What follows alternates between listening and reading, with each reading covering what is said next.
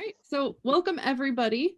We are District Hall Providence, and we are hosting this event very, very happily for the Rhode Island Business Competition. If you don't know anything about District Hall Providence, we are a free and open workspace at 225 Dyer Street. And along with that free and open workspace, we have event and meeting rental space, as well as programming that happens throughout the week. Our signature program is our virtual venture cafe, which happens every Thursday from 11:30 to 1:30. And we also have a lot of programming that's geared towards supporting small businesses right now. So all of our programming is free, it's open to the public, and it's available on our website, districthall.org. And with that, I'm going to pass it over to Beth, who will tell you more about this competition. Hi, so I'm Beth Carter. I am the Executive Director of the Rhode Island Business Competition. I'm so excited that we have so many people on here. Last year we filled the room and beyond, so it's great to kind of fill the room virtually. Before we get started, I do want to thank Venture Cafe, District Hall Providence for all their help in organizing this event. I also want to introduce some people that make the Rhode Island Business Competition so successful. Our co-chair is Peggy Farrell, who's a partner at Hinckley Allen, and Anthony Mangiarelli, who's a partner at KLR. Anthony is also our Master of Ceremonies this evening. Very importantly, I want to acknowledge our sponsors, as you see through this little PowerPoint we have running. We have a wide array of sponsors who not only provide funding to run the competition, but we also offer over $150,000 in cash and prizes to our finalists and winners. I truly appreciate that everyone is committed for 2021 so far, and I hope the rest of you will continue to support us as well. And we recognize that it's a challenging year, but we do have to help our entrepreneurs. Applications for the competition will be accepted starting January 6th. You can find all the information on our website, which is at ri-business.com. We've recently revamped our website, so I really encourage you all to take a peek at that. Our next event is our business plan workshop, which will be held virtually on Thursday, January 7th at 5 o'clock. Dr. Aswani Amachi, who is an assistant professor at Johnson & Wales, will be presenting. And this is a free event. In addition, I want to mention that the Bryant University social media team will be tweeting the entire time throughout the evening. So you can find us on Facebook and Twitter and Instagram. So before I say anything else, I'm going to turn it over to our MC for the night, Anthony Mangiarelli. Thank you, Beth. And I just want to stress how thankless a job Beth has. I mean, this is an amazing task to pull together, and we thank you for all you do. So just want to welcome everybody to the 15th annual elevator pitch contest. Yes, I said that this is the 15th annual. As Beth said, my name is Anthony Mangiarelli. I'm the co-chair of the competition along with Peggy Farrell. I just want to thank everybody in advance for the time and attention and their patience. As you know, we're doing things a little bit different this year. We're going to do our best. Please know that everybody here is a volunteer, and we appreciate all the support from everybody coming out tonight. And while we're on that, the contest and the Rhode Island Business Plan competition itself happens because of the strong support we receive from our sponsors and supporters. And I can't say enough about them. Whenever you have the opportunity to support them, please do so. I know there's several of them on the call tonight. And I know we had a scrolling page, Beth. I'm sure we'll show that later on, but we thank all our sponsors for their continued support and commitment. And commitment's big because, you know, I don't know if you heard, we're in a pandemic, and you need to commit to entrepreneurship, to create jobs, to stimulate the economy, and that's what we're all trying to do. As you may not know, the participation in tonight's contest is independent of the actual Rhode Island business competition. This is a standalone silo event. So many great business ideas will come out of here tonight. We encourage everyone to apply to the 2021 competition, but know that your participation tonight is independent of applying to the actual competition. So I think I've got all the housekeeping matters. It is my great pleasure to introduce our three volunteer judges tonight. We've got a great panel of some of the most experienced local professionals that truly embody the entrepreneurial spirit, starting with Toonie Schottner, who's the executive director of Venture Cafe and District Hall in Providence. And, just please bear with me. This is the only time tonight I'm going to read off a piece of paper because we have some great accomplishments with all three of our judges. Toonie is the executive director of Venture Cafe in the District Hall Providence, leading the Rhode Island team in creating an inclusive, strong, supportive, and accessible innovation community.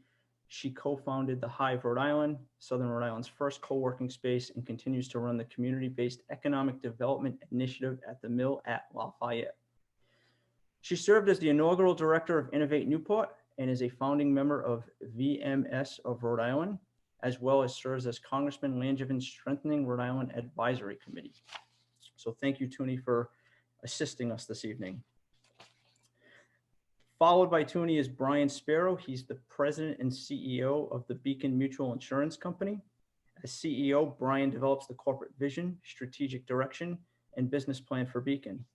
He's responsible for the financial and operational success of the company and maintaining strategic alliances with external stakeholders. He joined Beacon in 2008 and served as general counsel and COO before transitioning to president and CEO. And prior to that, Brian practiced law for 29 years and was a founding partner of Partridge Snow and Hahn here in Providence, Rhode Island. So thank you, Brian. Thank you. And followed by Brian's Annette Tonti. She's the managing director of RI Hub. Annette is managing director there. She has founded 3 high-tech startups and raised over $30 million from venture and angel investors. She's a recognized leader at the intersection of technology and business model possibilities and provides innovation solutions for Global 1000s. She serves as a mentor at Brown University for the Center of Entrepreneurship and B-Lab programs, as well as URI Launch Lab and Venture Mentoring Services. Before joining RI Hub, her companies included Blue Streak, Mofuse, and the Innovation Scout. So welcome, Annette, and thank you for sharing your knowledge with us this evening. Okay, so just some housekeeping on how we're going to proceed. Each presenter is going to speak for 90 seconds. You will be given warnings when you have 30 and 10 seconds remaining. I have pieces of paper. I don't know if you can see the 30 and the 10. We're getting old school here, but we have the 30 and the 10 to make sure you know. And then upon finishing, the judges will then give feedback about the clarity and persuasiveness of your presentation. I know you're going to want to talk to the judges and respond to them. Unfortunately, we don't have time for that with that back and forth communication. So we ask that you listen to what the judges have to say. And, if you want to follow up after the event, that's a possibility. But keep in mind, the judges are not evaluating the worthiness of a business idea. They're really looking at how effective your pitch is tonight. Following all the presentations, we're going to take a 10 to 15 minute break. We'll tally the scores up and we'll come back and announce all the winners. At the end of the evening, we have cash prizes totaling $1,000 that will be awarded to all the best presenters. And because we got to do things a little different this year, we'll be mailing those checks out and use the addresses that you filed on hand. So unfortunately, if your business name starts with an A, we do go alphabetically. So you are the unlucky people to go early on. But we will go alphabetically as listed in the program tonight. And we have a chat going on. So if you've got to type in any questions to get to us, please do so there. And if there's no other questions or any delays, I'm ready to get going if everybody else is. Okay, so the first presenter this evening is Altera Gel Burn Treatment. So are they here? Hi, yes, I'm here. Okay, so you tell me when you're ready and we'll start the clock and just watch for the old school pieces of paper. All right, sounds good. I am all ready. Okay, great, start, thank you. We've all been burned before. Touching a hot pan, an oven rack, it hurts. Now imagine it's worse. You leave your hand on that pan for too long so the burn is deep, or you burn your entire arm. You end up in the hospital and the doctors will treat you with some combination of sterile gauze and antibiotic cream. So your burn feels fine for now, but eventually you'll need more antibiotic cream, so those bandages will have to be changed. Nobody likes that feeling of having bandages removed from a raw, sensitive wound. It's painful. And if it's done incorrectly or not in a timely manner, your wound can get infected. 10,000 burn victims every year die from those kinds of infections, and 1.1 million of them go through that same pain of having bandages removed. Burn victims need a better solution that will provide continuous delivery of antibiotics so that those bandages don't have to be changed. My name is Andrea Liu, and I'm the CEO of Altera Gel. My company, in collaboration with the Schuylkill Lab at Brown University, has a patented hydrogel technology that can save lives and reduce pain. Our technology has a high water content that will help heal the burn wound, and it can provide continuous delivery of antibiotics for as long as needed, which means there's lower risk for infection and no need to cause patients unnecessary pain from changing bandages. Our treatment has already been successfully tested in mice. We are now asking for $200,000 to create ready-to-use prototypes. Burn victims need a better solution, and that solution is Altera Gel. Thank you very much. Wow, just on time. All right. So I think I go first with the questions. And that's kind of the way we've decided to do this. So excellent. It's awesome to meet you, Andrea, and sounds wonderful. Quick question for you. I'm assuming this is going to need FDA approval. Is that correct? Yes, you're correct. Okay. So the 200,000 you're looking for actually you need to get there just for the prototypes. Is that correct? Before you get to the FDA? Yes, correct. Has it been tested already on burn victims in the Just lab? on the mice trials, yes. Okay, great. And in the future, do you see this business as something that would go basically through the medical profession and not direct? Or do you also see a potential for one day a direct to consumer who might have a burn? It could, there's the potential for direct, but as of right now, the idea is just straight to medical professionals, but it is just kind of a patch that you can put on. So there is that potential in the future. Okay, great. I'm gonna have to wield myself here and say we can't have the back and forth. I'd love to hear this. But okay.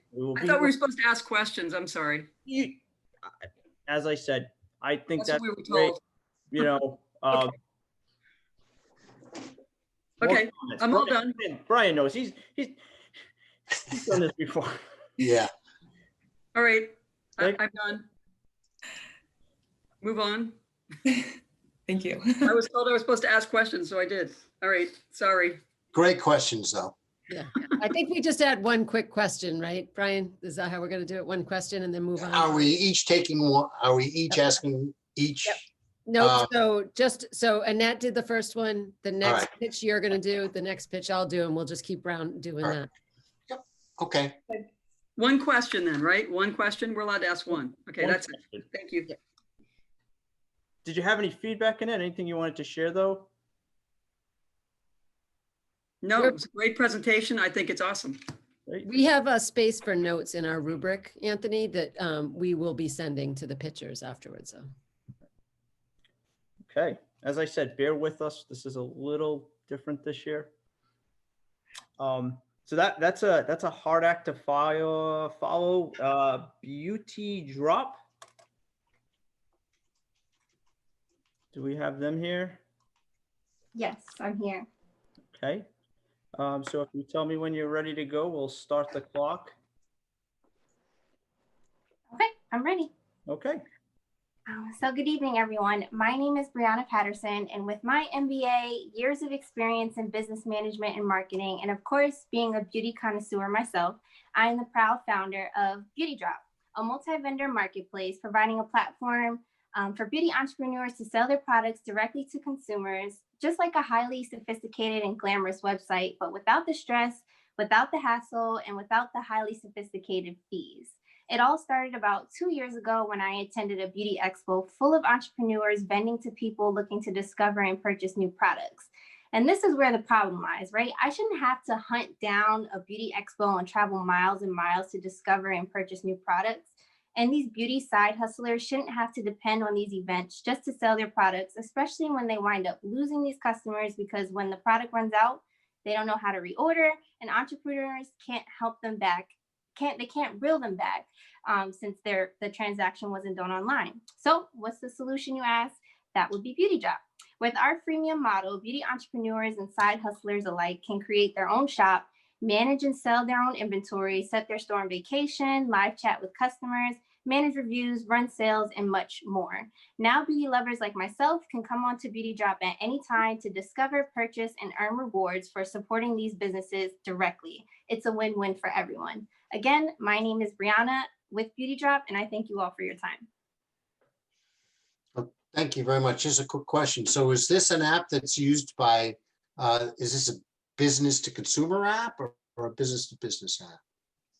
It's a little bit of both. So it's business to business where beauty entrepreneurs would be utilizing the site instead of utilizing a website, but consumers will come on and they'll shop directly with these beauty entrepreneurs. All right. Thank you very much. Mm-hmm. Okay. Great presentation. I'm looking to see, up next is biodegradable menstrual disc. Yep, that's me. Okay, just tell me when you're ready to go. Yep, I'm ready. Okay, great. So women create an average of 12,000 units of sanitary waste in their lifetime. Just in the US, this translates in almost 49 billion units of menstrual waste every year. Yet only 5% of the people who menstruate are using sustainable options. My name is Joanna Duque, and I am the co-founder of DayOn. We developed disposable biodegradable menstrual cups for women who are looking for an alternative option so they don't have to compromise the convenience, the safety, and the impact on the environment. Currently, there are two sustainable options in the market, the organic tampon and the reusable silicone cup. With tampons, you need to change at least every 3 hours, which end up creating more waste. Plus, the cotton production has a huge impact on the environment. With the silicone cup, you need to be sanitizing, and also you need a water facility every time you're changing. This is why our product is disposable and biodegradable. We are currently in an early stage of research and development, and we are looking for a corporate venture capitalist or research partner to accelerate the R&D of our product. Thank you.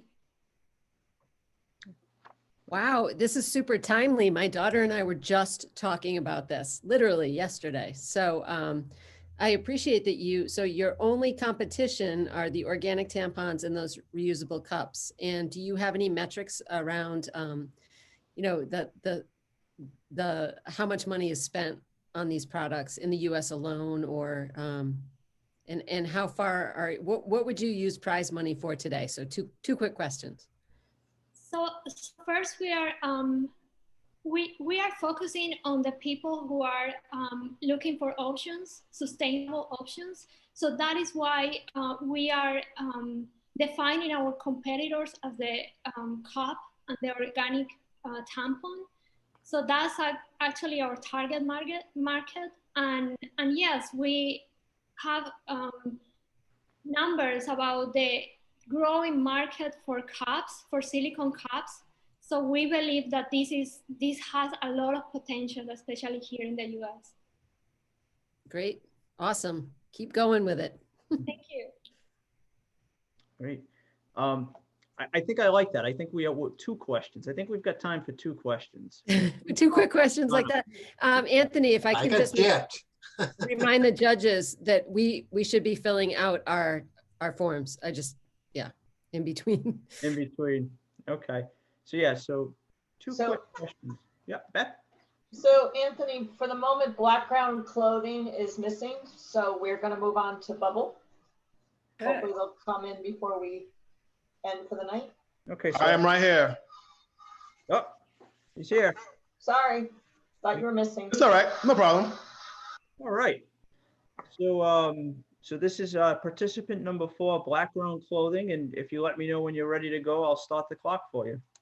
Yep, I'm ready. Okay, great. Go. All right, hi, my name is Clint John Baptiste. I am the owner of Black Ground Clothing. Basically, Black Ground is the term I've coined that simply means a total of a person's Black experience, Black knowledge, and Black education. I plan to solve the learning gap in Black communities with Black knowledge, history, and Black inventors, scholars and things like that. By offering affordable premium clothing with designs that ask tough questions and focus on self-worth without being too cliche. I come from an art background, studied graphic design for many years. So I am a proud Black man in this country, so I know many of the struggles we face in our country. And my designs will inspire and motivate and educate consumers, just like myself and others in disenfranchised communities. My clothing company, Black Ground Clothing, can be found on the website, blackgroundclothing.com. We have an Instagram page and also a Facebook page as well. Everything, I know everybody wears clothing. My designs are very powerful, edgy, ask tough questions, make you think outside the box. I target men, women in disenfranchised communities and plan to sell, like I said, online and Instagram and on Facebook. So that's the sums of my presentation. Great. Awesome. Wow. Very nice to meet you, Clint. I love it. I really love this idea. You're at the right place at the right time. This is essential for, I love the idea of where kind of fashion and brand meet education and cause. I mean, it couldn't be a better moment for this. Absolutely. All the way around. And I applaud your idea here. And I think, there have been some great brands in the past that have been, very focused on particular groups. So I think that's great. My question is, have you thought about how are you going to do the outreach? And that's the end. How are you going to do the outreach? How will people find out about you? Websites, ads on Facebook, Instagram, I'll probably do pop-ups. Mm-hmm. I'm gonna give away a lot of clothes, a lot of YouTube influencers, stuff like that. Reach out to them. People that's like minded, like myself, that's activists and in the community, things like that. So great idea. Yeah, I would definitely reach out to different influencers and websites and my YouTube. My Instagram, my Facebook pages as well. You know what I mean? So yeah. Thank you. Awesome. Thank you. All right, Anthony. Okay, I was muted there. Sorry. Great. Did I do better? Yeah, I think it's great asking the 2 questions. I think it really helps the audience. But I'd also add some, if you've got some feedback, I know we're going to write it down, but I think that's important as well because there's been some great presentations. I've done this now for many years, and I'm already, typically it starts off slow and it gets better. I think we've already started on a high note. So, let's 2 questions, and if you've got any valuable feedback outside of what you're writing down, that would be great. Okay, so we're moving on to number 5, and that's Bubble. Yep, I'm here. Can you hear me? We can hear you. Awesome. So let me know when you're ready, and we'll start the clock. Okay. Hi, my name is Caroline Grace, and I'm the founder of Bubble. Think of all the plastic creamer single cups you have used in hotels, at conferences, wherever there's free coffee. I was nervous though. The creamer single market is expected to be worth $7.5 billion by 2025, driven by companies like Nestle Coffee Mate and International Delight. But these established brands are ripe for disruption. Nearly all competitor creamer singles are made from a combination of water, vegetable oil, sugar, and nasty additives. And they only come in one type of packaging, plastic. They really aren't that good for you or the environment. Bubble revolutionizes a tiny piece of packaging, while also rethinking how coffee drinkers experience their creamer entirely. Simply place a bubble in your coffee and the outer capsule will dissolve, melting in the perfect amount of real plant or dairy-based milk. Bubble sells wholesale and direct to consumer. We expect to be profitable in year 3 with $1.6 million in revenue. A bit about me. I'm a certified cheese taster and a nationally recognized poet fascinated with the sensory food world. I'm graduating in May with a degree in strategic communication, philosophy, and entrepreneurship from Washington Lee University. After that, Bubble. Bubble is currently looking for a mentor in the food industry and pre-seed investors. Again, my name is Caroline Grace. Treat yourself to a Bubble. It's creamer, simply single serve. So, Carolyn, I think it's my turn to ask questions. Excellent presentation, wonderful idea. I'm just curious. So, what is what's the bubble made from? What's the outside of it made from? That's a great question. Yeah, we're actually currently looking for product developers, but we expect it should be made from maybe agar-agar, gelatin, calcium ions.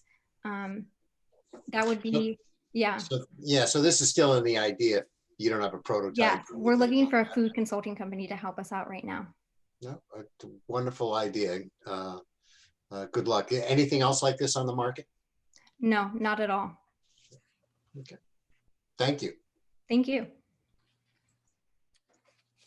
So I would encourage you to reach out to Kim Anderson, who's one of our amazing sponsors, who is affiliated with Plant City, and she would probably be able to guide you in the right direction. So great presentation. That's number 5. So we're moving on to number 6.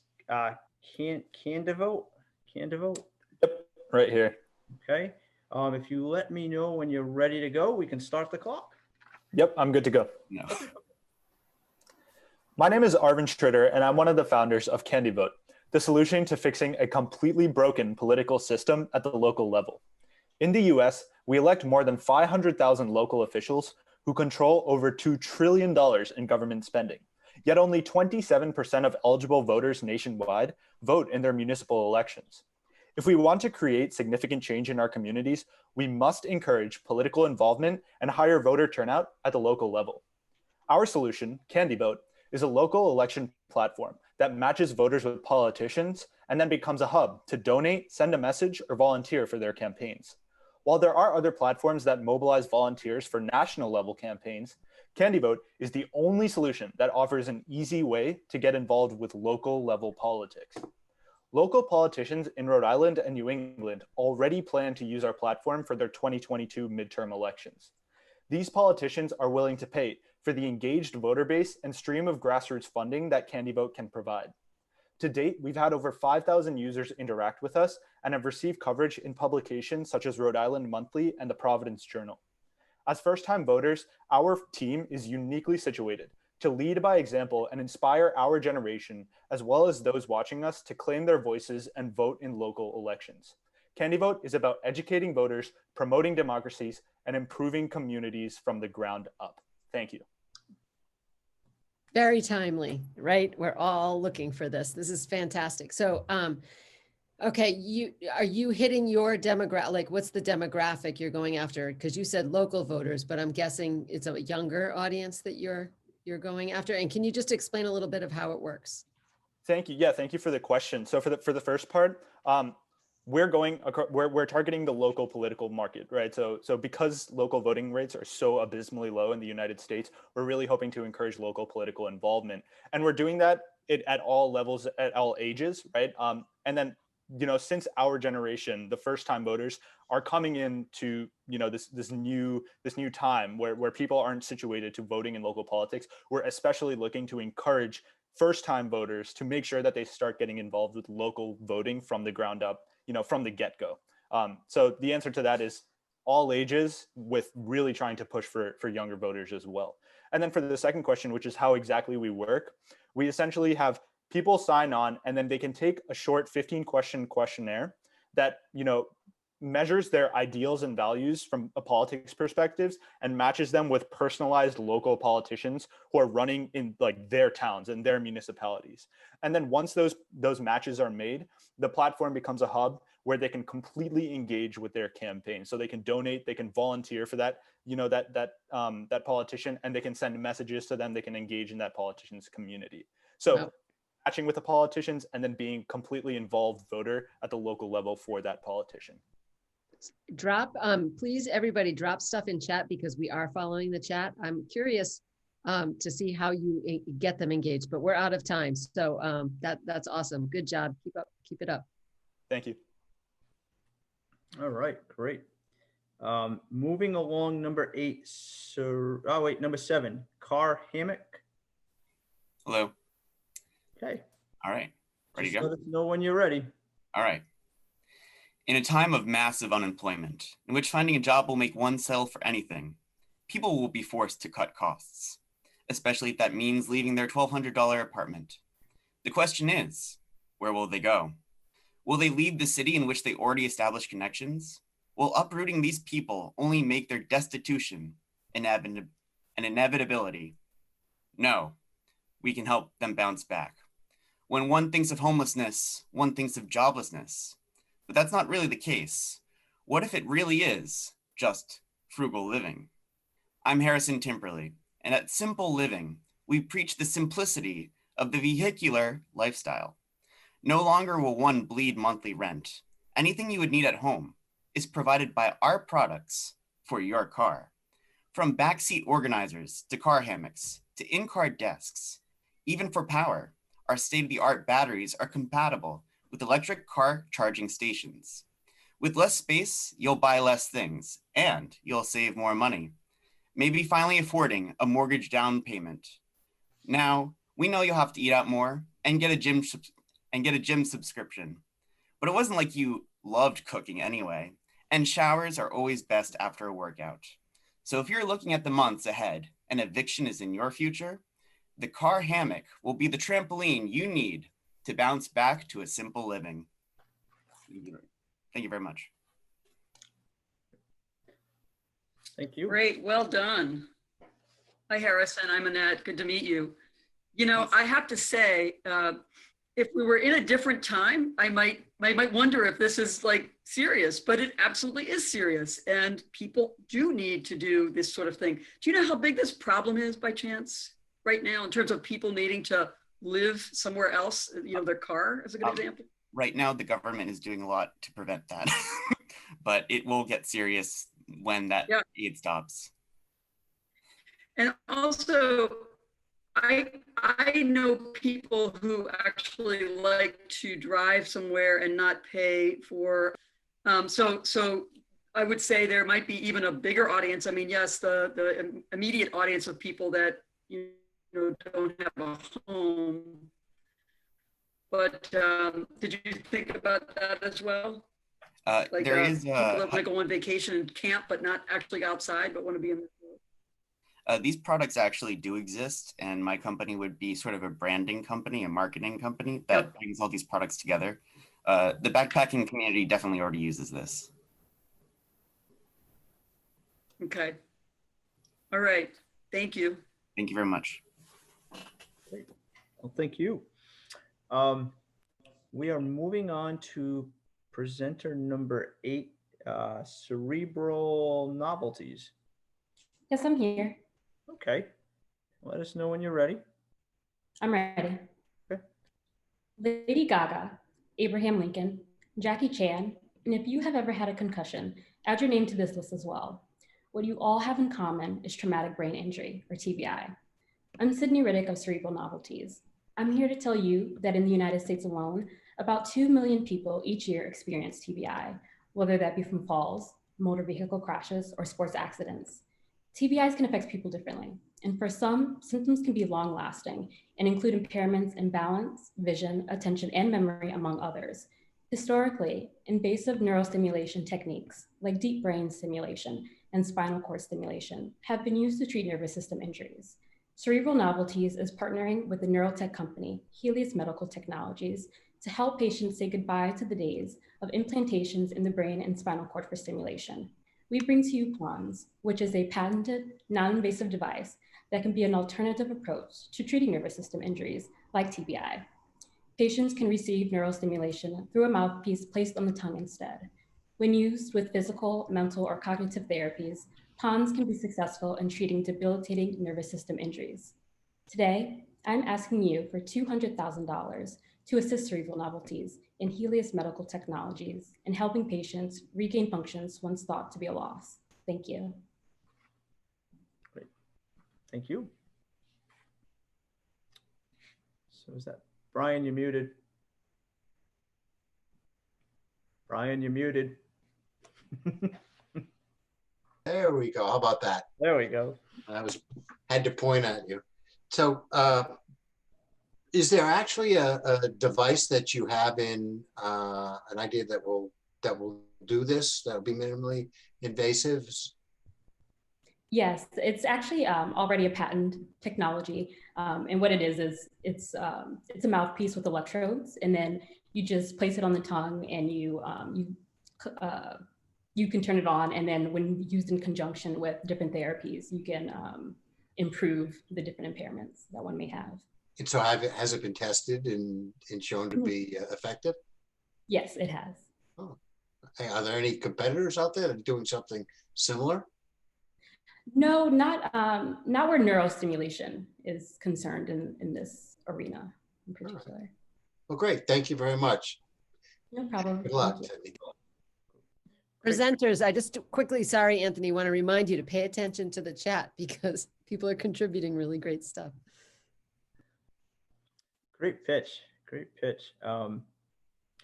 Moving on to number 9, Sarasonic. Yes, that's me. Okay. So if you let me know when you're ready to go, I'll start the timer. All right, 1 second. Sure.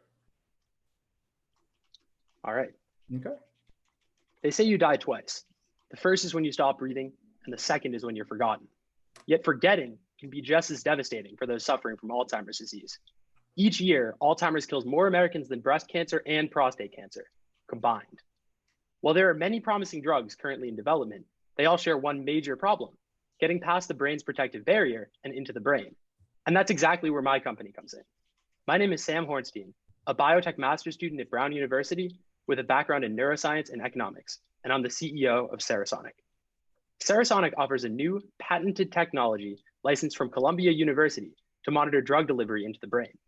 Right now, physicians must use MRI scans to figure out where drugs can enter, a lengthy and expensive process. Our technology uses ultrasound instead, which is both cheaper and safer. Additionally, this device can tap into the $3 billion brain drug delivery market, which is expected to grow at a remarkable CAGR of 30.2% over the next 5 years. I'm currently looking for $182,000 to manufacture 5 working prototypes. We will use these prototypes to attract an industry partner looking to complement their Alzheimer's disease pipeline. With Alzheimer's deaths doubling every 15 to 20 years, we need to bring this device to market at ultrasonic speeds. By investing in Sarasonic, you can keep your memories and help Alzheimer's fade away. Thank you. Wow, Sam, that was impressive. And we all know what, we all know someone who's suffering from Alzheimer's. So that's, is this, do you have any prototype done? Like, where are you right now? Yeah, so there has been a prototype that was developed to test in primates. We are currently now working on humans. Luckily, we are planning on pursuing a type 2 510K medical device exemption, which would allow us to kind of circumvent clinical trials and then save a lot of cost and time there. And is this a device that that people would have at home? So this is actually something that we are marketing directly to pharmaceutical companies to use in hospitals. Okay. So it wouldn't be something that you do on your own, but it would actually make a huge difference in terms of clinical practice, being able to use this device, saving a lot of time and a lot of money. Gotcha. Great. Great job. Look forward to following. Thanks. I liked how he said 182,000. He had it down to the penny. That's detail, and that's, you know, that's what's important in a pitch, is to, you know, that shows that you put a lot of thought into it when you have specifics like that. So that was interesting. So we are moving on to number 10, Cherry. Yep, that's us. Okay, we're here. Right. So just let me know when you're ready to go. And all right, we're ready. Okay. Raise your hand if you like waiting for the check at a restaurant or waiting to close your tab at a bar. Pearson, do you see any hands? No, I did not. That's why we created Cherry. With Cherry, you can view, pay, and split the bill directly from your smartphone.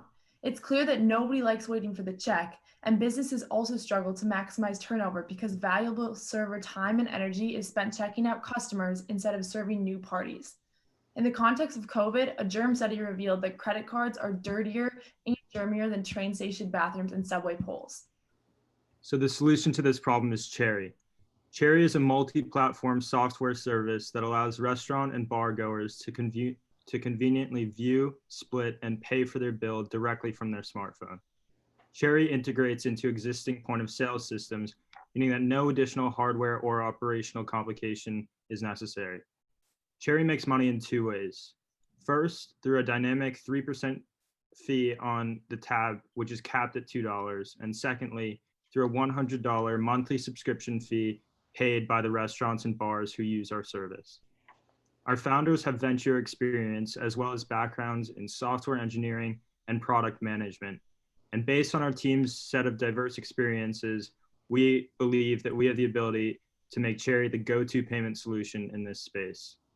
Cherry makes dining and drinking easy. Open a tab on your phone, enjoy your service, and leave on your own time. Thanks for listening, guys. Great.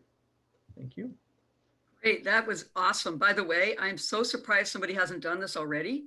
This is really necessary. And right now during COVID, I'm shocked at how often they make you sort of pick up a pen. I always bring my own and, actually have to sign it, sign something, which is unbelievable.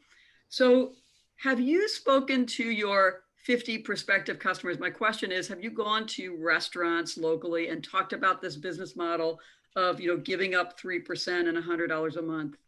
Yes, we have. So we've actually spoken to a few restaurants, including Harry's Bar in Providence. We did some product testing at Oberlin as well. And it seems like given the data that we've gathered on the amount that this will increase revenue and specifically increase tips to servers, people would be willing to pay that $100 subscription fee. But we'd also started in year 4 once we have a significant consumer base so that the restaurants would be more inclined to pay that fee. So it'd kind of be waived while we're in the early startup phase. I got it. Because restaurants have such thin margins and giving up 3% of a check is a lot for them, so, I mean, they complain about credit cards, right? Because they take close to 2% sometimes. So right. So the 3% would actually be on the consumer side, but it would be capped at $2. So okay. And we're still figuring that out, but great question. Thank you for it. Thank you. Awesome idea. Great guys. Great.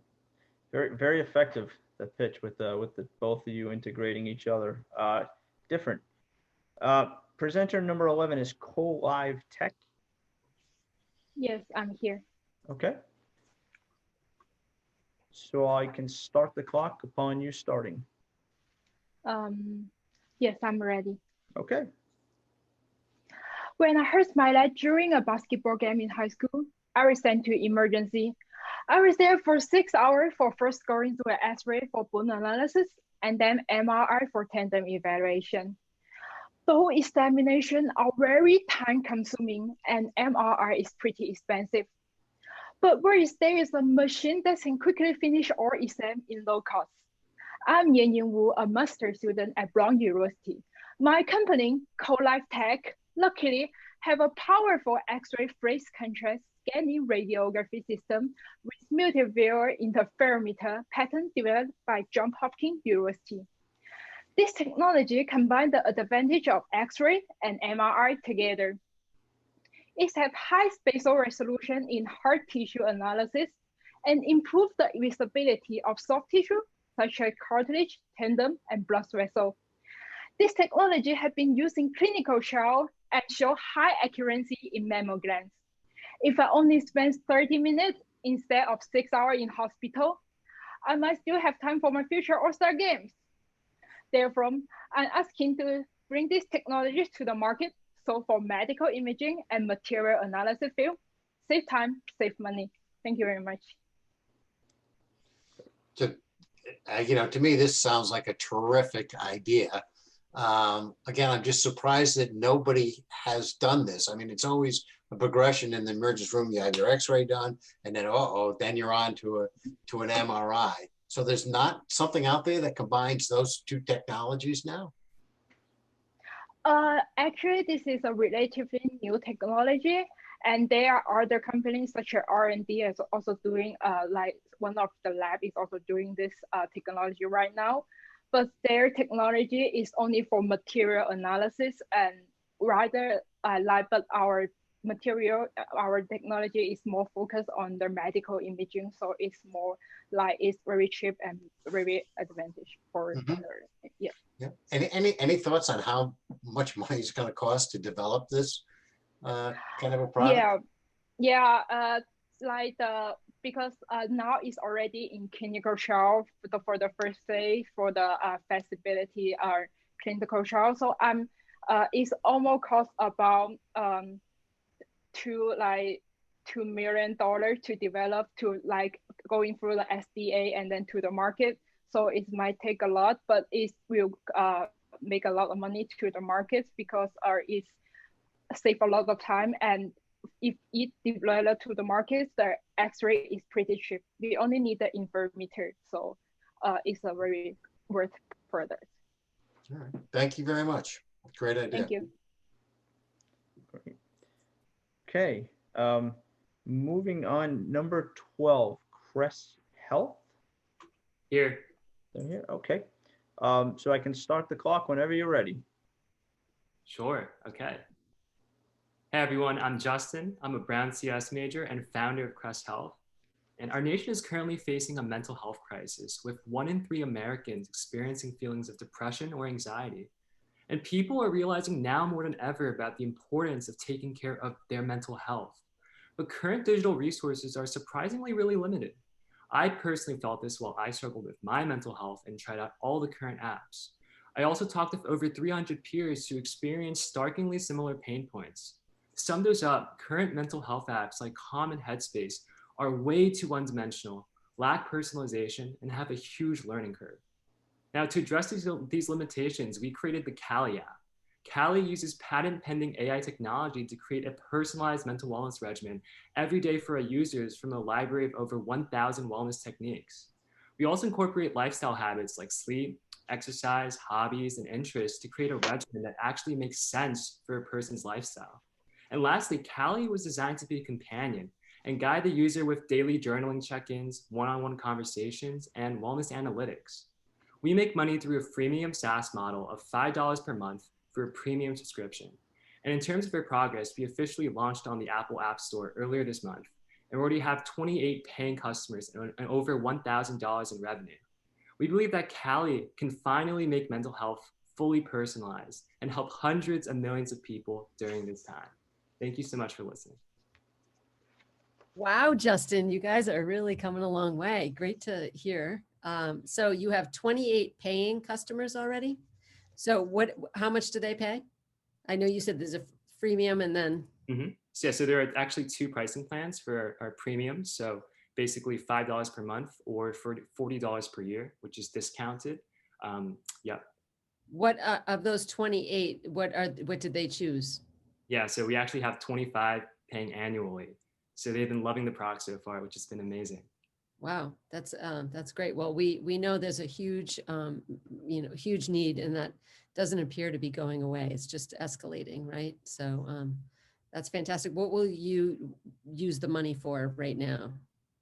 Yeah, so the money would be mainly to really invest in customer acquisition channels, particularly targeted social media marketing using platforms like Instagram and TikTok. Well, for now, you can take advantage of our small business support program. We have lots of social media help and SEO help for you. Awesome. Good job. Thank you so much. Thank you. Oh yeah, lots of good presentations this year. I think we should go virtual for the future, Beth. I don't know about you. Number 13, LSA Brea. Brea, did I pronounce that properly? Yep. Okay, ready to go whenever you are. You can start. Breast cancer is the second leading cause of cancer deaths in women. It is recommended for women to start regular screening at age 45 because screening tests often find cancer earlier and make treatment easier. Current screening methods like X-ray imaging miss out early stage tumor, and the exposure to radiation makes it unlikely a choice for annual screening. My name is Zixi Lin. I am a graduate student at Brown University. My company, ELISA, aims to provide a new product named ELISA Bray, an immunoassay detection device for automatic measurement of breast cancer markers from patients' blood serum. The fluidic system and distinct site of antibodies are optimized to provide safe, rapid, accurate diagnosis and classification of breast cancer. It is especially sensitive to early stage breast cancer because of the multiplexing measurement capability. Our product is designed in point of care format, which means it has smaller size, lower cost, and is affordable to most people. Here, I need $1 million to collect more clinical data and bring the product to market. I hope that regular screening will help increase patient survival rate. Thank you. That's great. Thank you for that. Really, really, really awesome topic. And so if I understand this correctly, what you're going to be doing is being able to do a bioassay that is not a visual for first detection of breast cancer. Is that right? In other words, it would be a, some kind of, well, like a blood test, correct? Yeah, it's a device for blood test. That's great. That's great. And do you, if you could win the money now, what is it that you could do? Do you have to raise a total of $1 million now, or can you get something moved forward without, the total $1 million for this product? Because it seems like a very important product to get going. To bring it to market, I think more clinical data is the most one now. And I think the device itself can also be expanded to more applications. Yep. Okay. Well, terrific. I think the product sounds amazing, and we absolutely need more tests like this. So thank you for bringing this to the world. Okay, Anthony. Thank you. Perfect. Well, thank you, Annette. Those are great questions. I'm seeing, I don't know if somebody's here from EmboNet. Amy's asking, is anyone here from EmboNet? Going once, twice. Okay, so we're gonna move on from EmboNet. So I'd ask the judges to make sure number 14 is blank. And we are moving on to participant number 15, who I believe is not here either. This is empowered and dedicated to edify the nation. Eden. Okay, so we're going to move on from number 15 as well, which takes us to participant number 16, errands for you. Yes, hello, how you doing? Are you here? There you are. Okay. Yes. Natasha. Yes, hello. Whenever you're ready, I can start the clock. I know you kind of got pushed up a little quicker than you thought you were going to. It's okay, it's definitely okay. Okay, you can start right now. Hello, I hope everyone's having a great evening. My name is Natasha, and I just have a couple questions for you guys today, okay? Do you ever wish you had more time for the things you love? Are you concerned for your loved one's safety during these times? If you answered yes to any of these questions, let Errands for You step in. Errands for You is a concierge service dedicated to seniors, the disabled, as well as new parents. Our goal is to be that extra helping hand. Errands for You aims to take the pressure and stress of trying to do everything yourself so you can have more time for the people and things you love most. Being in the hospitality industry for over 15 years has taught me to go above and beyond for every person, no matter age, sex, or ailment. At a time where thousands are getting sick and dying, you want to make sure your precious loved ones are safe and protected in the comfort of their homes.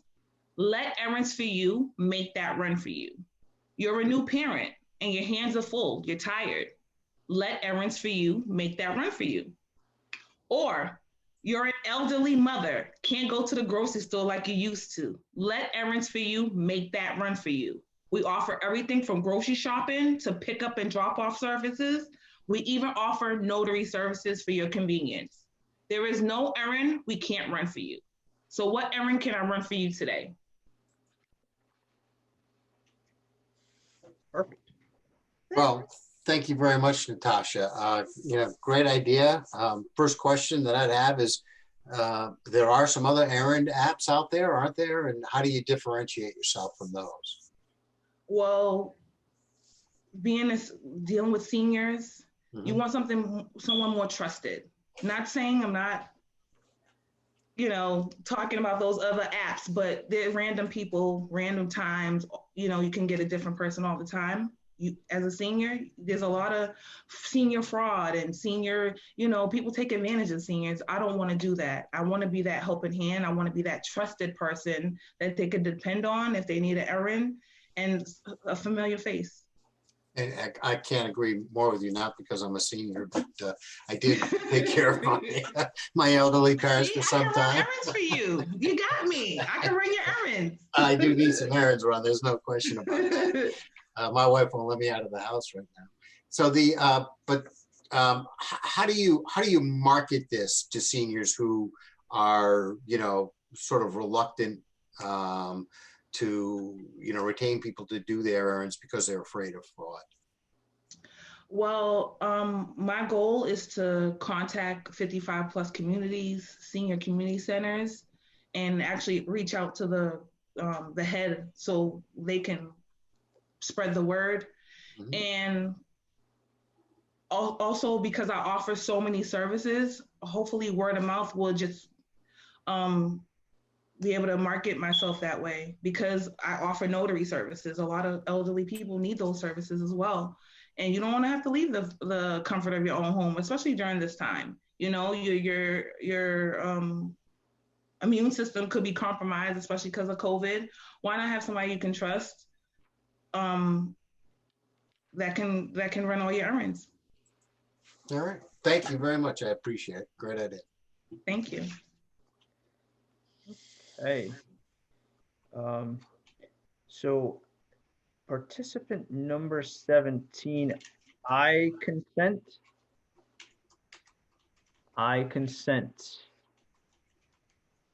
Going once. Kyle Tyser there. Okay, so we're going to move on. So judges number 17 is not participating, so we'll put a line through that.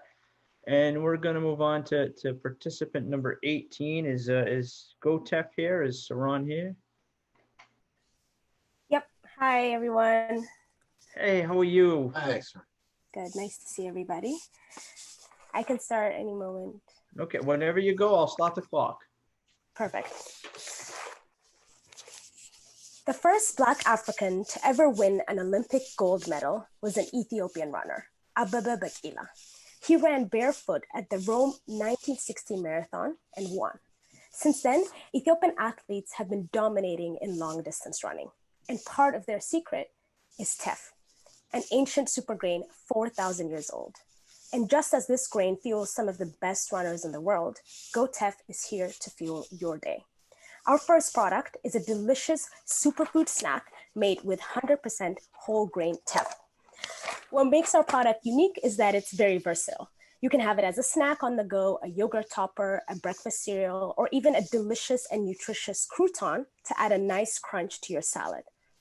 Plus, we use no added sugar, are 100% gluten-free, vegan, oil-free, and nut-free, unlike most other products that are similar to us. With just 5 or less ingredients, each serving of our product offers a balance of protein, calcium, fiber, and packs more iron than a serving of sirloin steak. But in addition to lasting nourishment, GoTeff also is committed to a lasting impact, which is why we partner with Girls Gotta Run, an organization that uplifts rural Ethiopian girls and mothers using athletics and education. Join us in this journey of superfood and super impact. Go long, go strong, go tough. Saran. Yay. So you've recently pivoted, and Yes. so where are you now so you are actively you're selling, right? You're selling your products? Yes, so we recently not only pivoted, but because of COVID, had to find a new kitchen in Providence, and we're successful in finding one, thankfully. So we just started full-scale production about a month ago, and have been doing sales at Plant City and online. And we'll be at Monroe Dairy, sorry, as well, and looking to get into new local stores throughout Rhode Island. So what are your needs now, and what will you use any prize money for? Anything right now in terms of funding, we're applying to many different resources because of COVID, our sampling, our approach to customers has changed. We're doing individual samples, we're reaching out to customers, mailing out different samples, so we have a lot more expenses there. So in terms of funding for any like COVID relief, small businesses, we're up for that, and also marketing and sales online. So we might actually reach out to SBA. I didn't know that they have help SEO and social media. So awesome. You've been working hard for a long time. I remember first seeing you at your Nelson Center pitch 3 years ago, maybe? Yes, it's been 3 years in R&D, and we're finally at a place where we're really excited about our product and market entry. Awesome. Thank you. Yeah. Great job. Thank Good you. to see you again. See you all. Bye. Saran, I'm going to send you my address so that when we judge it, you can actually give it. Come on, you already did that, Anthony, 2 years ago. I like the peanut butter. This one is new. You deserve a new sample. Definitely send it my way. Always great to see a former finalist continuing on, very determined. Participant number 19, I'm mad. I'm mad. I'm perplexed. They're not here. Okay. So we're going to move on from participant 19, judges. So we'll cross that one out. And we're going to go with participant number 20, Confident. Is Confident here?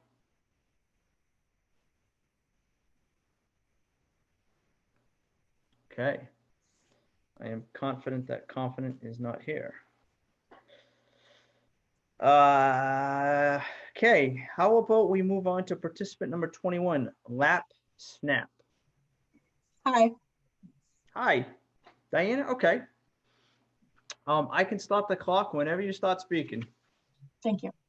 Okay. Hi, I'm Diana Perkins, CEO of Include Design, a design firm creating adaptive products that empower individuals with disabilities. You would be shocked how difficult it is for many wheelchair users to go shopping for groceries and other essentials on their own. They need to hold the items on their lap while also maneuvering their chair. Most of them get a spouse, child, or caretaker to do it for them, but this limits their independence. Unfortunately, most products for wheelchair users can only be used by individuals who use a specific brand or type of chair. To address this problem, we created a solution that's body-based, not chair-based, so anyone can use it. Our flagship product, the Lap Snap, is the world's only shopping basket designed with and for wheelchair users.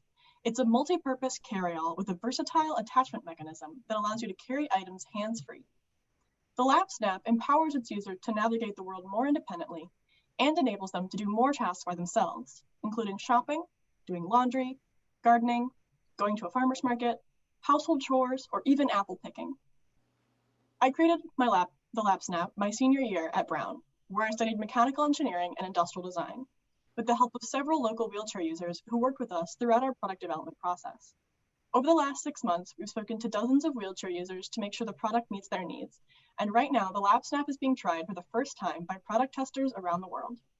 To learn more about our product, visit thelapsnap.com or email us to learn how you can help us make the world more accessible for everyone. Great job, Diana. Thank you. So now that people are product testing it around the world, how are you making that happen? How do you get to people around the world and send the product there?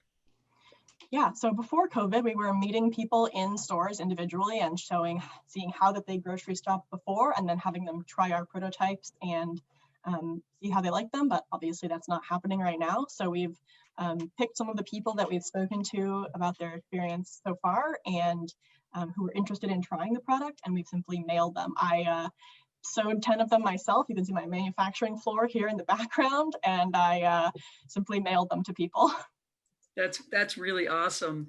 And my big other question is, do you know the size of the market? How many people could use this? There are 6 million Americans who use a wheelchair full or part-time. About 3.6 million of those are full-time wheelchair users. Okay, great, thank you. Thank you. Oh, okay. So we're moving over to participant number 22, Little Maven Lemonade. Little Maven Lemonade. Okay. One more time, because I just like saying Little Maven Lemonade. So judges, we're going to move on to participant number 23, who I know is here in Muse Interactive. So Muse Interactive is up next.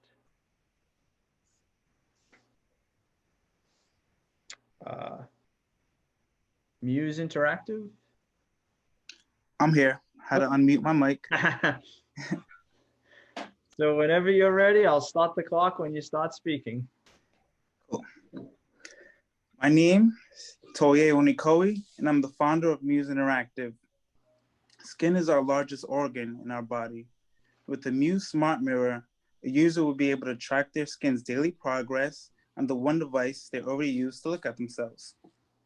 Also, with the more data we collect from users at home, we will be able to learn more about and assist doctors identify progressive skin diseases from spreading in its infant stages. Users will be able to subscribe to monthly exclusive cosmetic classes that will help improve their skincare, healthcare, with makeup, skin, and hair routines by professionals, influencers, and doctors. These subscribers will also be presented with products being used in the classes, which will give ad and affiliate revenue to us. What Peloton did to fitness, we wish to do to the ever-growing cosmetic industry. Again, my name is Toye Onikoe. I have a degree in electrical engineering, and I have been a software engineer for many years. I have helped develop a product at URI monitoring Parkinson's patients, and now I wish to help monitor our skin. I have started gaining connections with dermatologists and makeup artists who will drive the exclusive content for the Muse Mirror platform. So Toya, this is a terrific idea. I mean, I'm a big fan of smart everything. So do you have a prototype that you built that that actually works?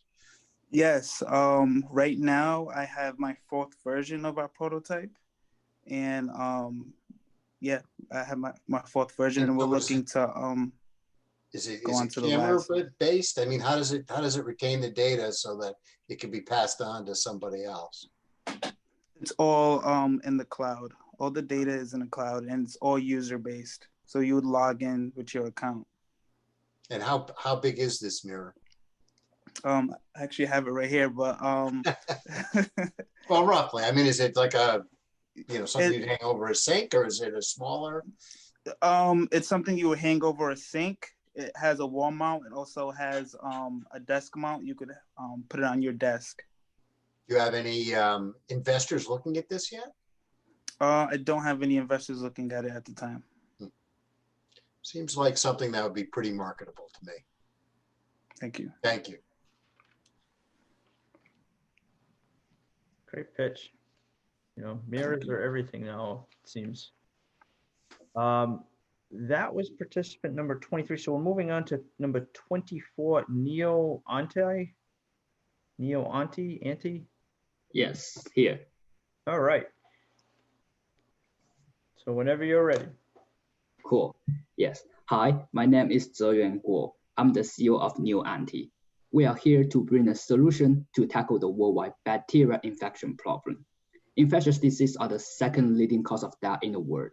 And more importantly, because of the decade of misuse of current antibacterial drug, we are facing a more serious problem caused by superbug. Superbug are bacteria that are resistant to multiple antibiotics, by which humans have limited ability to deal with them. MRSA is the worst superbug in the United States. About 5% of all patients in hospital carry MRSA, and over 20,000 of deaths was caused by MRSA in US alone.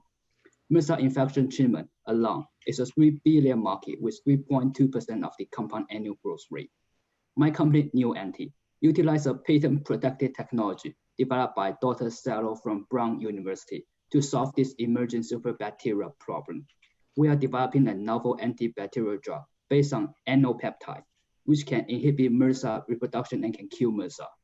It has been proven to work in mice, and we are looking to revise and customize its chemical structure so it could be used in human.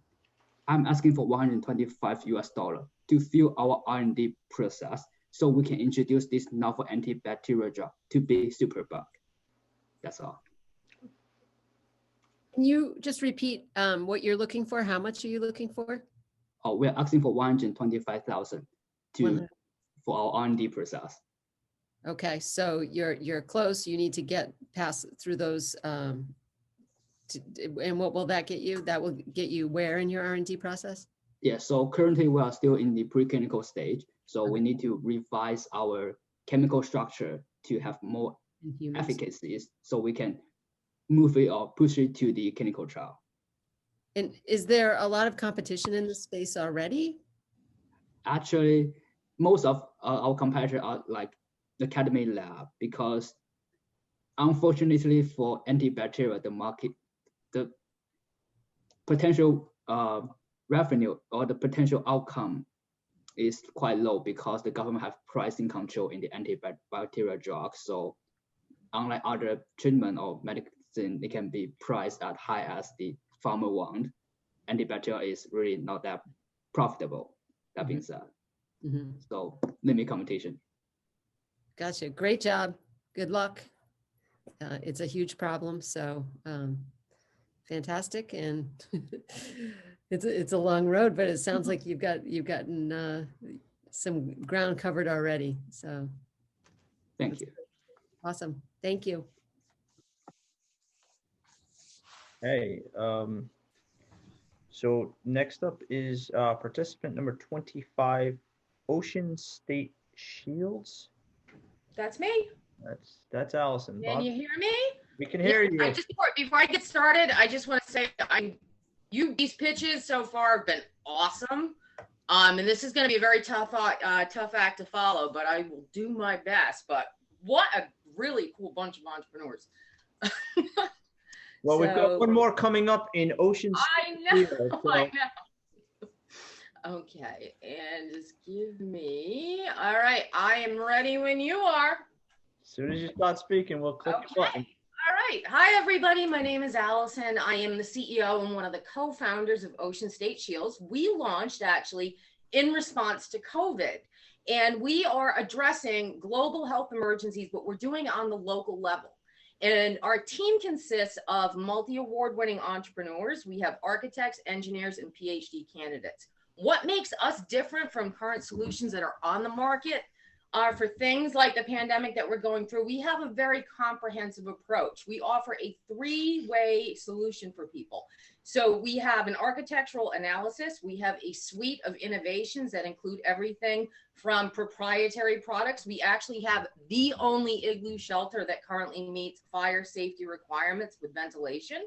We also have things like, Annette, what you mentioned with treated credit card sleeves for restaurant use. And then we also have services like electromagnetic spraying of antimicrobial surface adherence. We are working on 2 additional proprietary products. We're working with UMass Dartmouth College of Engineering, and that will be a hands-free, touch-free tool, and then also an air scrubber.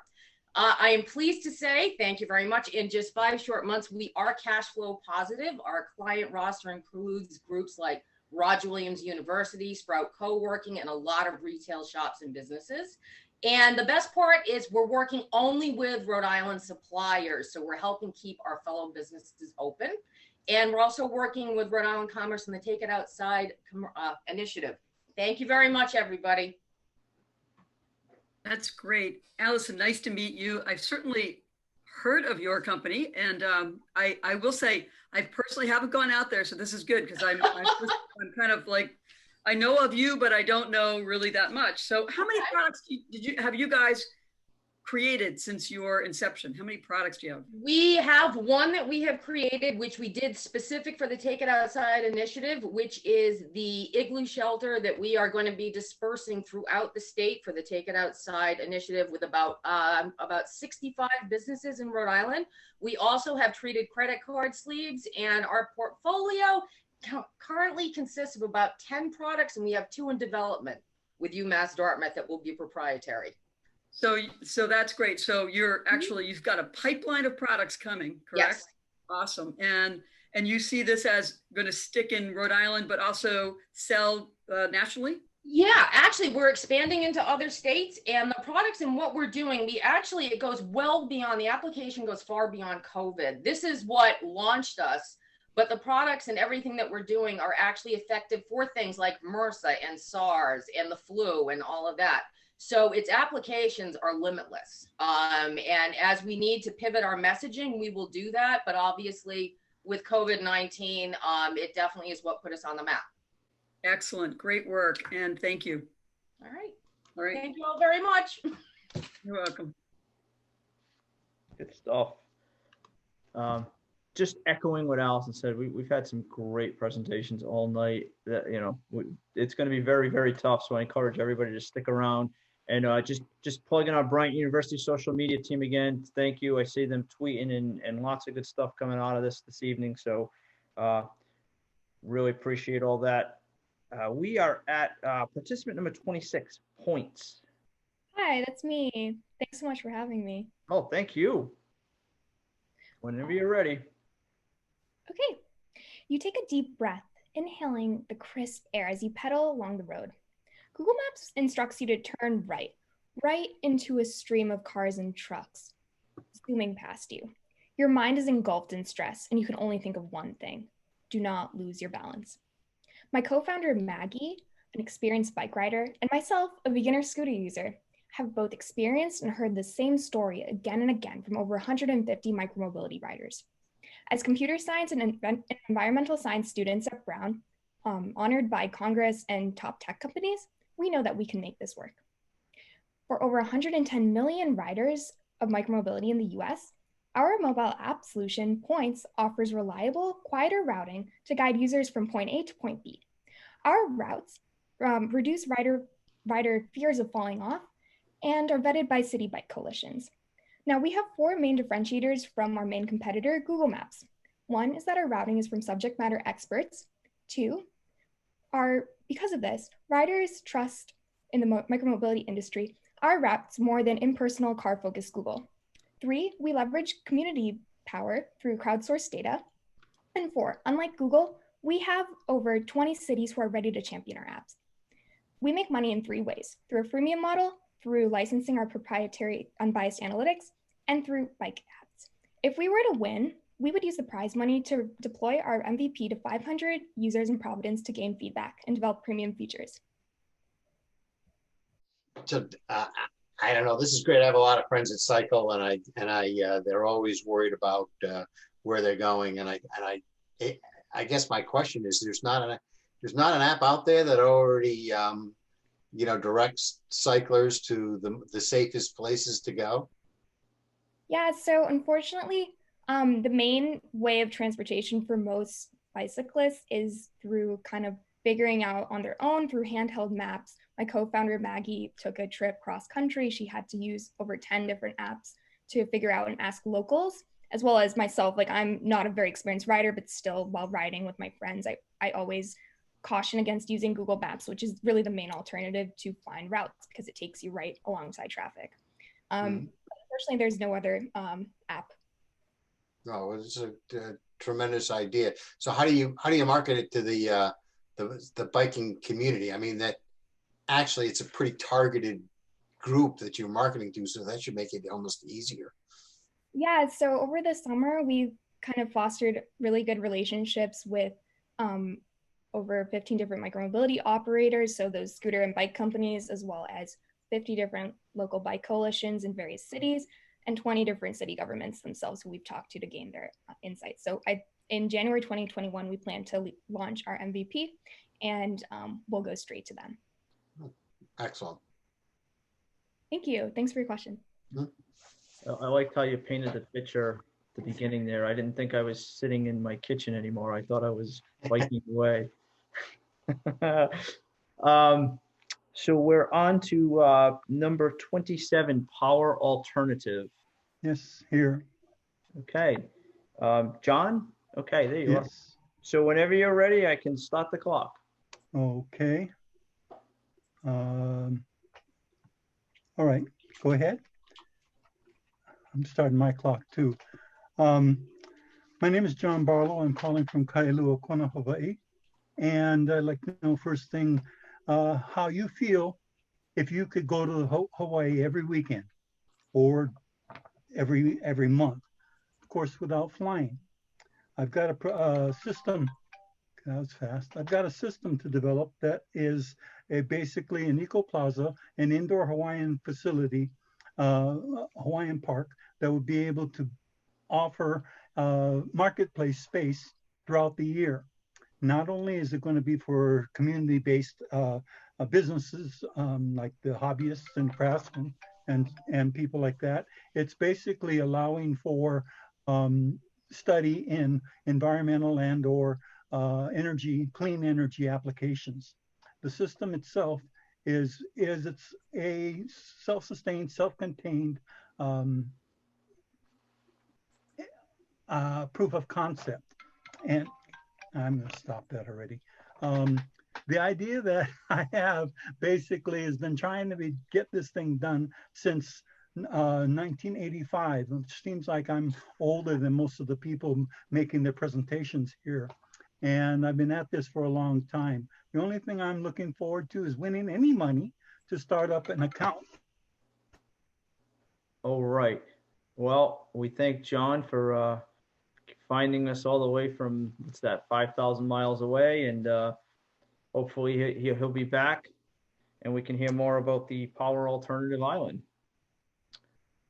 So what we'll do then is we'll pause on Power Alternative and we will move on to Smart Wall. Do we have Smart Wall?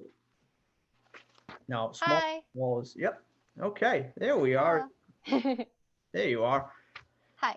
So whenever you're ready, I can start the clock and we look forward to your presentation. Okay, thank you. Hi, I'm Bam, and today I'll be introducing the Smart Wall. Have you ever experienced electronics clutter?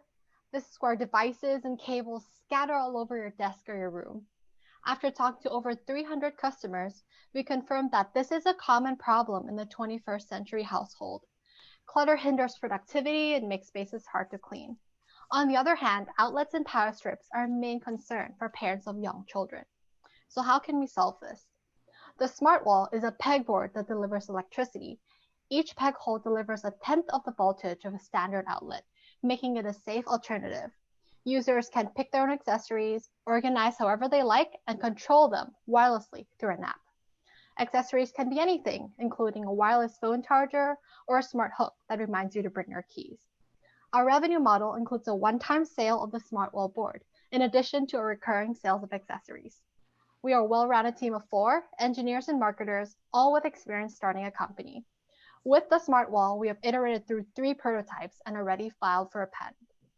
Organization and safety are universal needs, and as technology becomes more prominent in our lives, this smart integration of hardware and software becomes crucial. The Smart Wall revolutionized the way we interact with electronics, making lives simpler and safer. Thank you. Great, congratulations, great presentation. Love the background. Advantage of the Zoom background. So you're patent pending right now. Mm-hmm. So who are you going to market to? Are you going to, sell online? Are you going to sell through retail? We plan to launch on Kickstarter. We already have a functioning prototype, so we're working on design for manufacturing right now. Our two main target markets are college students because they own a lot of devices and they have to manage a lot of devices at once, but also parents because a lot of them are concerned about the safety of outlets.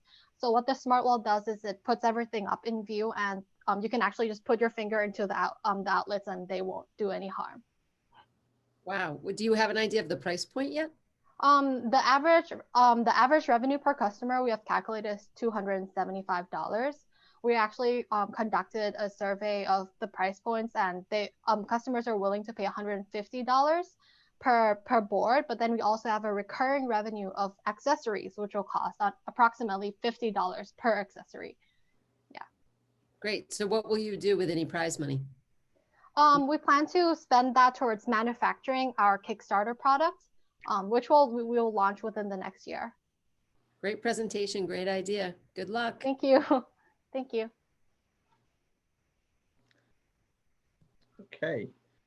So that's participant 28. So we're moving on to participant 29, Throm Tent Innovations. I believe they are here. Yep, that's me. There he is. Okay. So whenever you're ready, Mark, I'll start the clock. All right, great. Hi, everyone. My name is Mark Gad, and I'm the CEO of Throm Tent Innovations. We've all heard of heart attacks, right? Well, heart attacks are a result of the blockage of the blood flow in your heart and is caused by blood clots. It affects 14 million people in the US yearly, and that number is expected to grow by 25% in the next 5 years alone. Despite that, physicians don't really have a fast or an accurate way of diagnosing these heart attacks. And that is because there isn't a way to quantify the size, the position, or the rate of formation of these heart attack causing blood clots. My technology changes that. This is a patent technology out of the University of California, San Francisco, that will quickly detect and locate the formation of blood clots. The technology uses these activable peptides that make the test very sensitive, specific, and compatible with all the imaging methods that hospitals already have. The technology also allows us to image these blood clots in real time. And did I mention, it has no side effects, as the peptide will clear the body in less than an hour. Today, I'm asking for $200,000 to bring this technology to emergency rooms all around the US. Help me fund this project because this means we can safely diagnose heart attacks in a matter of minutes, not days. Thank you very much. Wow, that's fantastic. And yes, it is a huge problem. And as you say, getting much larger. And where is this in terms of readiness? Sounds like you all have a patent on this technology, on this procedure. And where are you in the testing of this? Correct. So we are already pretty much done with the preclinical testing. The peptide is already available. We've already tested it on animals for efficacy and safety. So the next step is clinical trials. And the next step would be how much did you say you needed to get through your clinical trials? Did you guys figure that out? 200,000. 200,000. Yes. Okay. And you're working here in Rhode Island and with a university? Did you say USC or UCLA? UCSF. Yeah, UCSF. Okay. Great. That's awesome. Is there anything that could be done with this? Like we've heard about COVID having issues with people getting blood clots. Is it something that could be used to help that situation rather than, kind of the folks that have a condition ongoing, or just wondering about? Yeah, so the long term obviously is going to be heart attacks, but for right now, that is something that we've been looking towards. If we can get some safety data early on, we can potentially apply to an emergency use authorization with the FDA. I was going to say you might get funding in that direction because it happens to be an issue with certain COVID patients. So it's ongoing. So terrific. Yeah. Great pitch. Thank you. Of course. Thank you. Yes, definitely another great pitch. Going to be a very, very tough decision this evening. We are moving to participant 30, Unleash. Joshua Lee, Unleash. Okay, so last call for Unleash.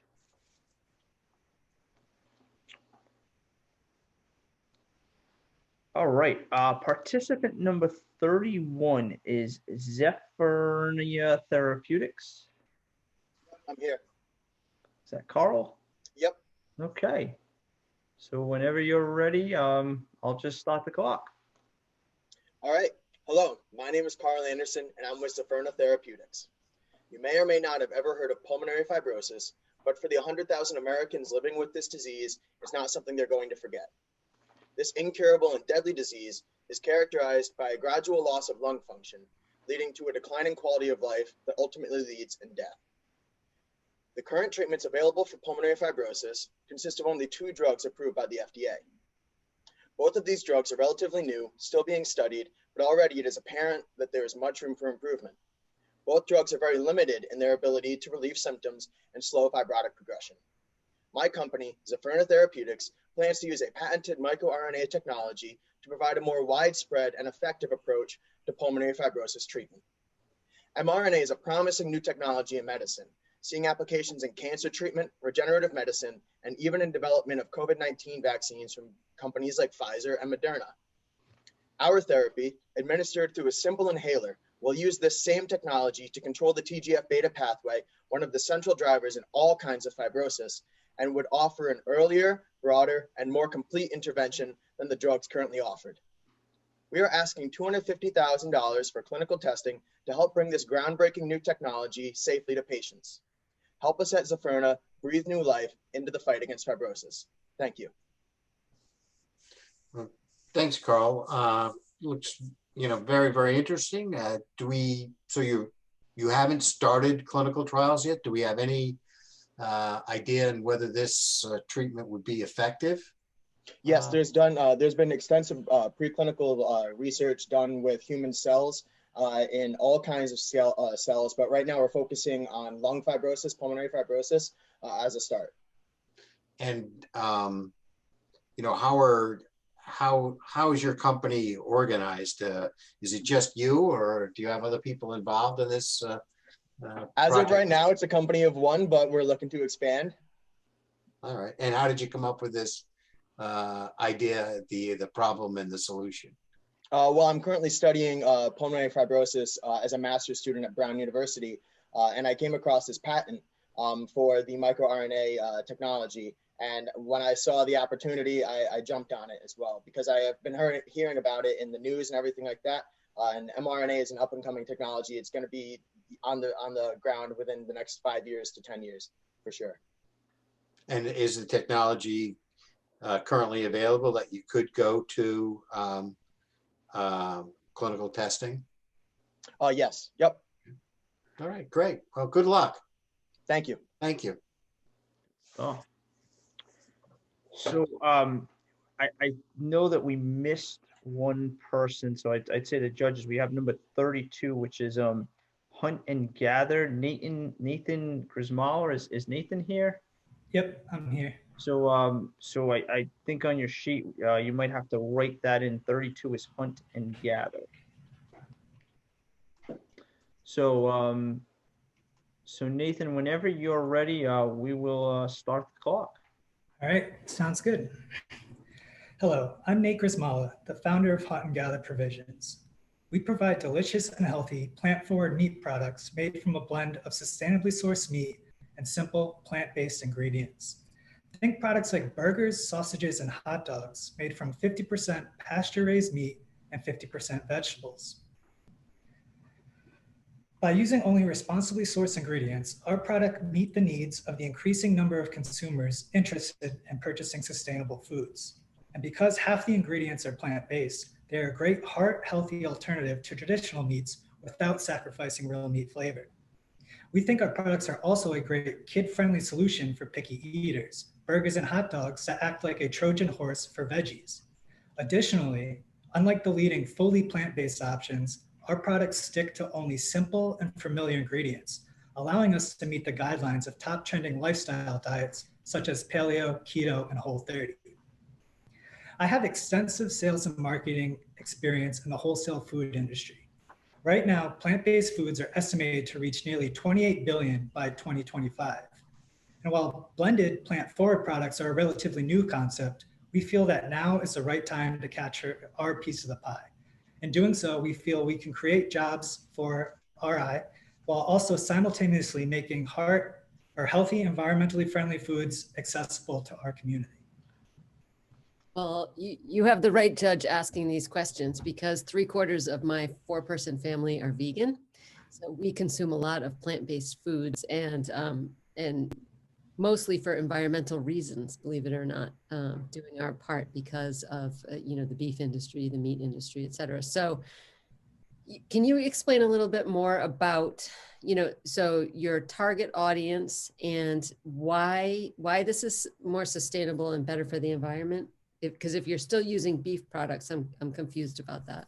Yeah, so there's certain steps farms can take to kind of register as a more sustainable farm, starting with things like organic, but additional steps, and there's different certifications.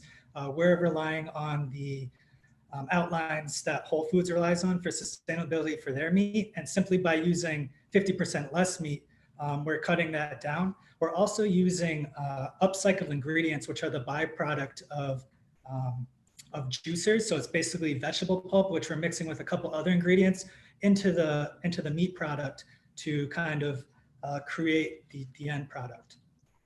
Wow. How far along are you?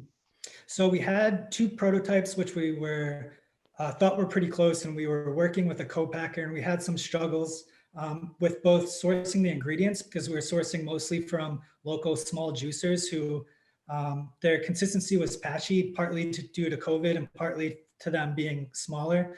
So we're sourcing our plant-based, or part of our plant-based ingredients now from a larger commercial juicer out of upstate New York. We have to make some additional tweaks to our recipe to get it back to where we wanted. But we have a couple co-packers who we've already been talking with. So we think soon we'll be able to take product to market, probably within the next 3 months. What will you use any prize money for? So really what we need is we want to do some further product testing and expand the line. We don't want to launch with only 2 products because we're going to be relatively new. So we want to be able to create some shelf presence like in the market on the shelf. So that's going to take some money just to develop those new formulas. It's also expensive to get into large market retailers. It's basically pay to play. You have to have customer want. You have to be on trend if you're a new idea, but you're also going to have to basically pay for your space on the shelf for anything larger than that's like a Dave's Market or something like that. Great idea. Good luck. Thanks. Yeah, great idea from someone who grew up in the meat industry. So I can tell you it's a definitely a great idea.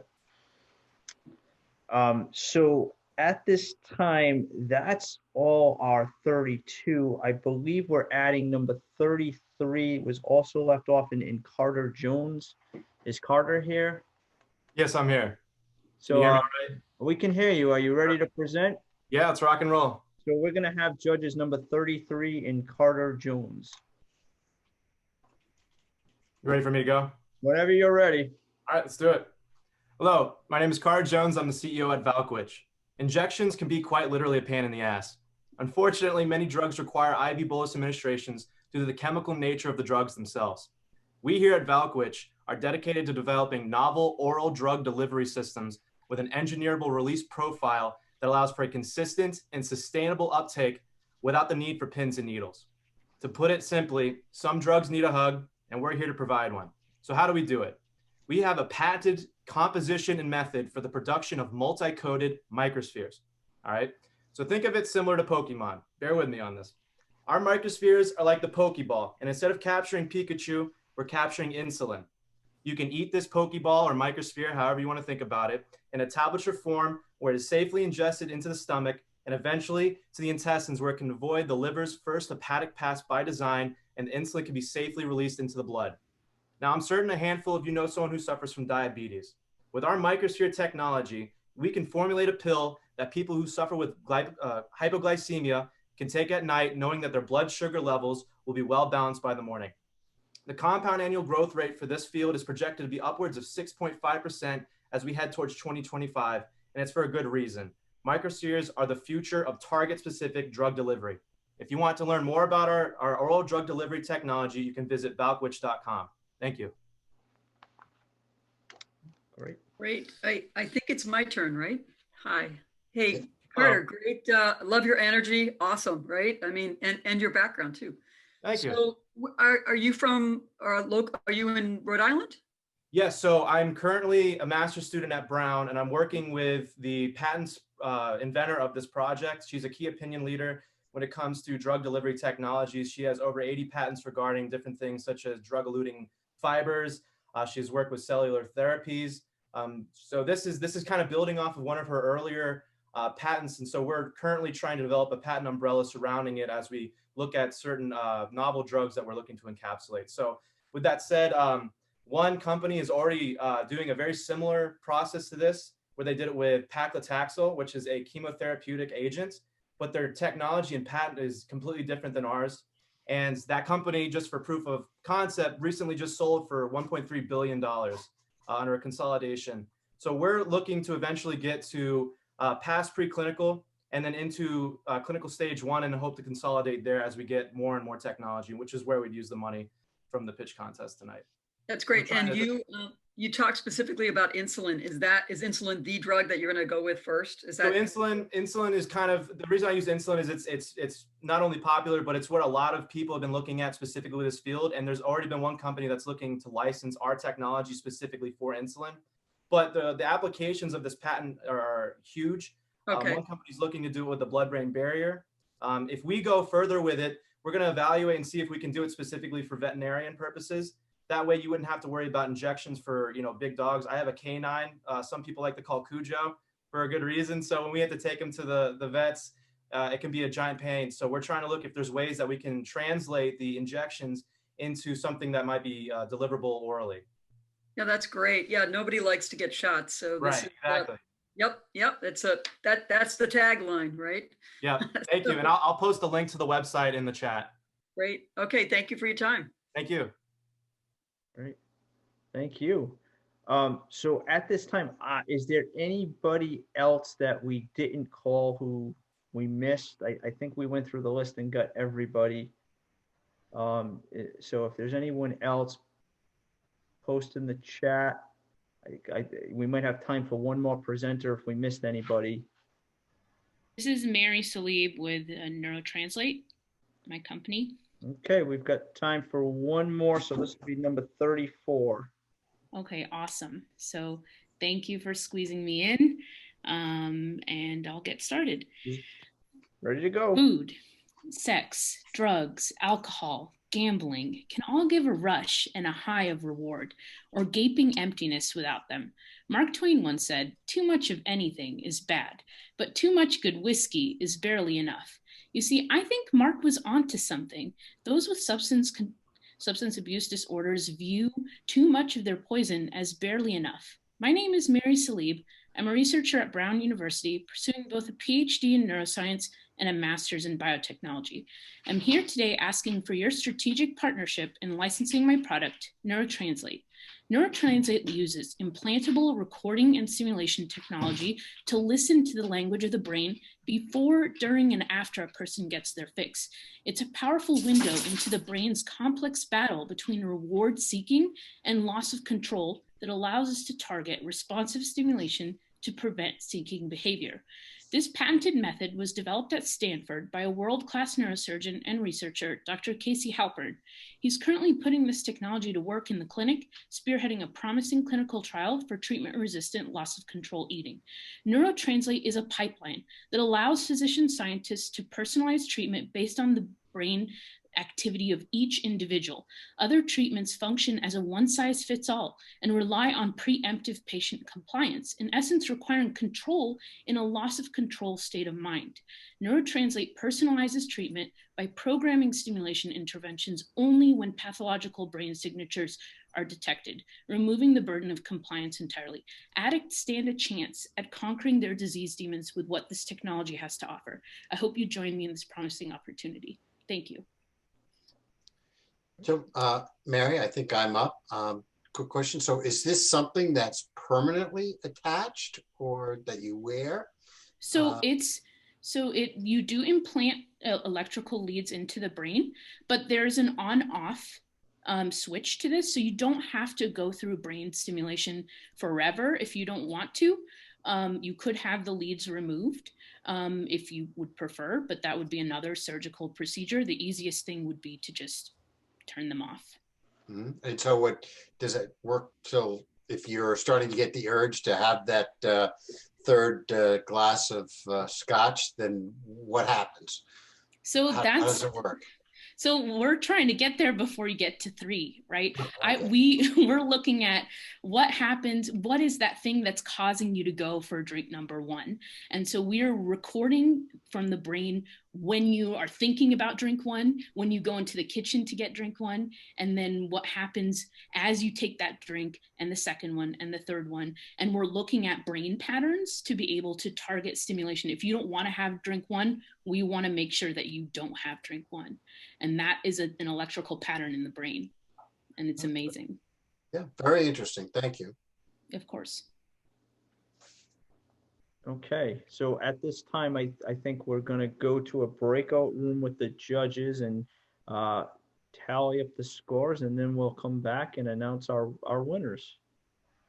So we are back, and I know I'm assuming that you were just witnessing some of our material scroll through, and you probably saw our sponsor page again. Just want to thank all our sponsors. Thank you, Amy, for taking care of that. Amazing job this evening.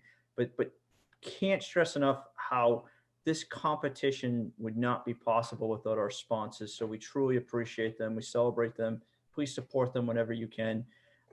They are truly, truly committed to the entrepreneurial spirit here in Rhode Island. We had an amazing event tonight. I've been involved with the Rhode Island Business Competition now over a decade, and I can't remember a time when we had a pitch contest with so many quality pitches that it was so difficult. We even had a tie within our top 5, just to tell you how close everything was.